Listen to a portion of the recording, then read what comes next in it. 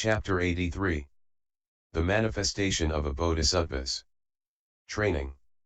Thereupon the Bodhisattva Maitreya, the Great Being, said this to the Lord: If, O Lord, all dharmas have non-existence for own being, how then should the Bodhisattva, who courses in the perfection of wisdom and who wants to train in the training of a Bodhisattva, train in the 5 skandhas, the 12 sense fields, the 18 elements, in the sense fields of eye contact, 2, mind contact, in ignorance, 2, decay and death, in the truths of suffering, origination, stopping, and the path?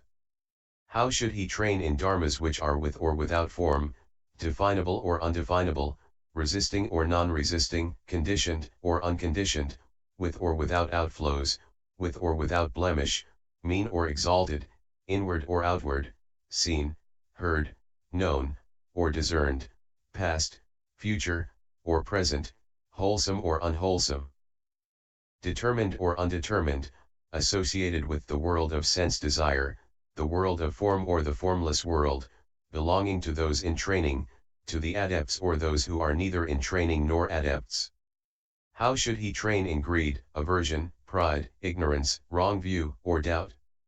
How should he train in stinginess or giving, immorality or morality, ill will or patience, indolence or vigor, distraction or concentration, stupidity or wisdom? How should he train in discrimination or emptiness, in the sign or the signless, in wrong wishes or right wishes, in lovely or repulsive dharmas? How should he train in the defilements or their forsaking, in defiling or purification, in birth and death or the realm of nirvana? How should he train in the Buddha dharmas? The Lord, a Bodhisattva, Maitreya, a great being who courses in perfect wisdom, and who wants to train in the training of a Bodhisattva, should train in that form, too. The Buddha dharmas are mere names. Maitreya, if, O Lord, this designation, i.e. this is form, were apprehended as though it were an entity, on account of its being taken for the sign of something conditioned, how, then, could a Bodhisattva train in that form, are mere names? But since it is without a corresponding entity, is it not improper to say of this name even that it is a mere name, or to say of this is form, that it is a mere name? The Lord, as something adventitious, has that designation been added onto that entity which is the sign of something conditioned, i.e. when one says that this is form. And since through that entity which is the sign of something conditioned that name, i.e. form, is followed by the conviction, the assignment, the recognition that it is form, therefore one should know also by this method that as adventitious has that designation been added onto that entity which is the sign of something conditioned, i.e. this is form. What do you think, Maitreya, does someone perhaps have with regard to this entity which is the sign of something conditioned a notion, concept, name, conventional expression, or, false, belief? Maitreya, so it is. The Lord, by this method also, Maitreya, you should know that as adventitious has that designation been added onto this entity which is the sign of something conditioned, i.e. this is form. Maitreya, if this is so, is then form, actually apprehended by way of own being, as a result of taking hold of that entity which is the sign of something conditioned and on account of which there takes place the name, notion, concept, and conventional expression, this is form. The Lord, form, is a name, notion, concept, and conventional expression with regard to an entity which is the sign of something conditioned. What do you think, Maitreya, is also the own being of that form, merely conceptual? Maitreya, it is merely conceptual, merely conceptual. The Lord, in that case you can surely not assume that the real own being of form has actually been apprehended when one takes up that entity which is the sign of something conditioned on account of which there takes place as the name, notion, concept, and conventional expression that this is form. Maitreya, if form are nothing but mere names, notions, social agreements, concepts, and conventional expressions, is it not so that their own being is then actually apprehended in the sense that they are nothing but mere names, notions, social agreements, concepts, and conventional expressions? The Lord, what do you think, Maitreya, when form, are nothing but mere names, notions, social agreements, concepts, and conventional expressions, can one then conceive of their production or passing away, of their defiling or purification? Maitreya, no, O Lord. The Lord, in that case, Maitreya, you can surely not assume that the real own being of form, has actually been apprehended? Maitreya, do then form, altogether not exist by way of their own marks? The Lord, that I do not teach. Maitreya, how, then, do form, exist? The Lord, form, exist by way of worldly social agreements and conventional expressions, but not in ultimate reality. Upadaya, ne barbzun nas. Dr, by taking up which. Maitreya, as I, O Lord, understand the meaning of the Lord's teaching, the inexpressible realm exists by way of ultimate reality. But if that is so, how is it that that entity which is the sign of something conditioned and to which form, has been added on as an adventitious designation, does not exist by way of ultimate reality? If that does not exist by way of ultimate reality, how, then, does the inexpressible realm exist? For is it not logical to equate the entity which is the sign of something conditioned with the inexpressible realm? The Lord, I will therefore, Maitreya, question you on this, and you may answer as best you can. What do you think, Maitreya, when your wisdom becomes united with the inexpressible realm, do you then on that occasion apprehend the entity which is the sign of something conditioned and to which is added on the adventitious designation that this is form? Maitreya, no, O Lord. The Lord, in this way, also, Maitreya, you should know that that entity which is the sign of something conditioned is neither other than the inexpressible realm, nor not other. And why is this so? If the inexpressible realm were not other than the entity which is the sign of something conditioned and to which an adventitious designation, i.e. this is form, has been added on, then even just now all the foolish common people would enter parinirvana and would fully know the supreme enlightenment. But if the inexpressible realm were other than the entity which is the sign of something conditioned, then even just now that sign could not be apprehended through which there would be penetration into this inexpressible realm. In this way also, Maitreya, you should know that the inexpressible realm is neither other nor not other than that entity which is the sign of something conditioned and to which an adventitious designation has been added on, i.e. this is form. Maitreya, if, O Lord, the Bodhisattva, the great being, when he proceeds in the wise observation which is in direct contact with the inexpressible realm, does not apprehend that entity which is the sign of something conditioned to which has been added on an adventitious designation, i.e. this is form, is it not so that he apprehends neither something which exists nor something which does not exist? The Lord, neither existence nor non-existence apply to that entity which is the sign of something conditioned. And why? On the occasion that you discriminate that entity which is the sign of something conditioned, on that occasion it is grasped by way of discrimination. But on the occasion that, when proceeding in the wise observation which is in direct contact with the inexpressible realm, you do not discriminate it, is it on that occasion grasped by way of non-discrimination? Maitreya, so it is, O Lord. The Lord, but if that is so, is this then not mere discrimination, i.e. the entity which is the sign of something conditioned to which an adventitious designation has been added, i.e. this is form? When, however, somebody proceeds, in the idea, that this is mere discrimination, or in the indiscriminate realm, then, since his discriminations have departed, how can he apprehend the existence or non-existence of that to which this adventitious designation, i.e. this is form, has been added on?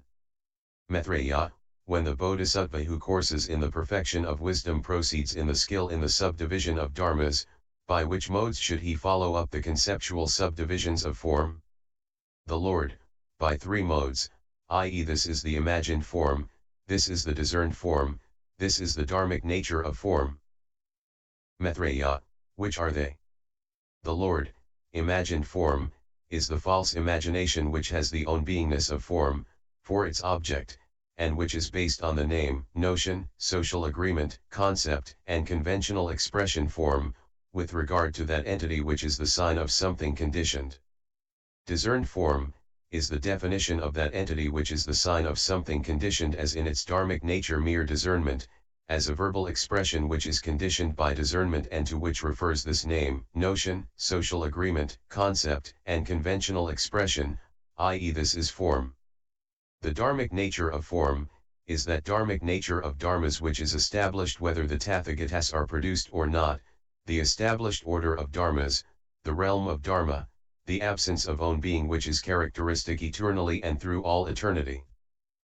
Constantly and through all time, of that discerned form because of that imagined form, the absence of self in dharmas, suchness, the reality limit.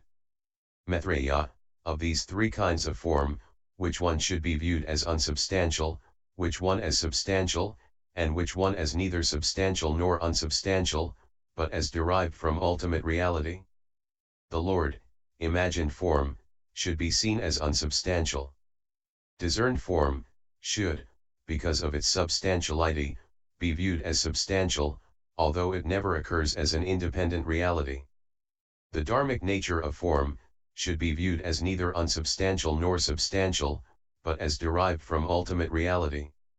Maitreya, the Lord has proclaimed that to speak of form, is to make account of what is not to, but since there is this conceptual subdivision of form, with what hidden intent has the Lord then taught that to speak of form, is to make account? Translation would be standing, nispa, in the sense of established repute or position. Of what is not to? The Lord, what do you think, Maitreya, is form? The non-substantiality of form, or is it not? Maitreya, it is not, O Lord. The Lord, is form, then the fact that form, is mere name, notion, concept, and conventional expression? Maitreya, it is not, O Lord. The Lord, by this method, Maitreya, you should know that what is imagined form, that is neither form nor no form, and what is neither form nor no form, that is non-dual. It is with this hidden intent that I have taught that to speak of this is form, is to make account of what is not to. What do you think, Maitreya, is the substantiality of discerned form, that form on account of which there occurs the name, notion, concept, and conventional expression form? Maitreya, it is not, O Lord. The Lord, what do you think, Maitreya, is form the own beingness as well as the own marks of the discerned form which results from the sign of form being imagined? Maitreya, it is not, O Lord. The Lord, by this method, Maitreya, you should know that also what is discerned form is neither form nor no form, and what is neither form nor no form, that is non-dual. It is with this hidden intent that I have taught that to speak of this is form, is to make account of what is not to. What do you think, Maitreya, is form? The recognition of form in its dharmic nature by the fact that it is devoid of a self. Maitreya, it is not, O Lord. The Lord, is, then, form the dharmic nature of form as it is thus in its dharmic nature? Maitreya, it is not, O Lord. The Lord, by this method, Maitreya, you should know that also form in its dharmic nature is neither form nor no form, and what is neither form nor no form, that is non-dual. It is with this hidden intent that I have taught that to speak of form, is to make account of what is not to. Maitreya, in a bodhisattva, who courses in the perfection of wisdom, who is thus skilled in the non-dual mark of form, who has avoided the two extremes and who progresses on the middle way, how should the mark of his comprehension be viewed, how that of his forsaking, realization, and development? The Lord, for the bodhisattva who courses in the perfection of wisdom, who has avoided the two extremes and who progresses on the middle way, the non-comprehension as well as the non-comprehension of form, that is his comprehension. The non-forsaking as well as the non-forsaking of form, as well as its non-realization, that is his realization.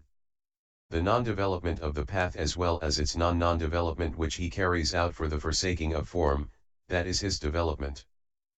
Maitreya, what is the nirvana of the bodhisattva who courses in the perfection of wisdom and is thus endowed with this kind of comprehension, forsaking, realization and development? The Lord, deep, Maitreya, exceedingly deep is the nirvana of the bodhisattvas, the great beings. Maitreya, for what reason is it so deep, so exceedingly deep? The Lord, it is because the nirvana of the bodhisattvas, the great beings, is both not nirvana and not no nirvana. Maitreya, how is that? The Lord, the non-renunciation of samsara in the interest of others is not nirvana. The non-renunciation of nirvana in one's own interest is not no nirvana. Maitreya, if, O Lord, the bodhisattva in the interest of others does not renounce samsara, how is it that through his non-renunciation of samsara he has not also renounced nirvana? If the bodhisattva has in his own interest not, completely, renounced nirvana, how is it that as a result of his non-renunciation of nirvana he has not also renounced samsara? The Lord, here, Maitreya, the bodhisattva, the great being who courses in perfect wisdom, neither discriminates samsara as samsara, nor nirvana as nirvana. When he thus does not discriminate, they, i.e. samsara and nirvana, become exactly the same. And why? Because, when he does not discriminate samsara as samsara, he does not become alarmed by samsara, and so, when he does not discriminate nirvana as nirvana, he does not fall away from nirvana. Thus one should know that for one who is established in the indiscriminate realm there can for this reason be no renunciation of samsara and no renunciation of nirvana. Maitreya, since for the bodhisattva, the great being who courses in perfect wisdom and who is established in the indiscriminate realm, samsara, just as it has not been renounced, so it has not been appropriated, how is it then, O Lord, that it is something which has not been renounced? And likewise nirvana, as it has not been renounced, so it has not been appropriated, how is it then that it is something which has not been renounced? The Lord, it is not thus, Maitreya, that I teach liberation from samsara or its non-appropriation, or that I teach the appropriation or non-appropriation of nirvana. But when bodhisattvas, great beings who course in perfect wisdom, obtain the sovereignty of thought through a cognition which has the indiscriminate realm for its object, then, on account of their exhibiting themselves in samsara through skill in means in countless world systems in the world with its 10 directions, I teach the non-renunciation of samsara on the part of the bodhisattvas, the great beings who have reached the Mahayanistic nirvana, and on account of their being established in the baseless realm of emptiness I teach their non-renunciation of nirvana. Maitreya, how should one view the inherent mark of discrimination?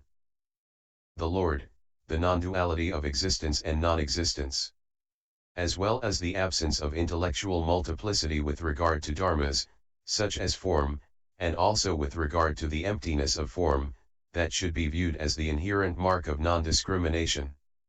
Maitreya, do, then, all the disciples have an absolute assurance of their establishment in nirvana? The Lord, no, they have not. And why? Because this world has beings of various dispositions, of manifold dispositions. And among sentient beings with these various dispositions one can apprehend a variety of patterns with regard to their lineage. Some beings belong to a lineage in which from the beginning they strive for an exalted goal, and they also reach that exalted goal. Others belong to a lineage where from the beginning they strive for a low goal, they reach just that low goal, and are quite contented with that. Others again belong to a lineage where at the beginning they strive for a low goal and reach that low goal, not contented with that, however, they further on strive for an exalted goal and reach just that exalted goal.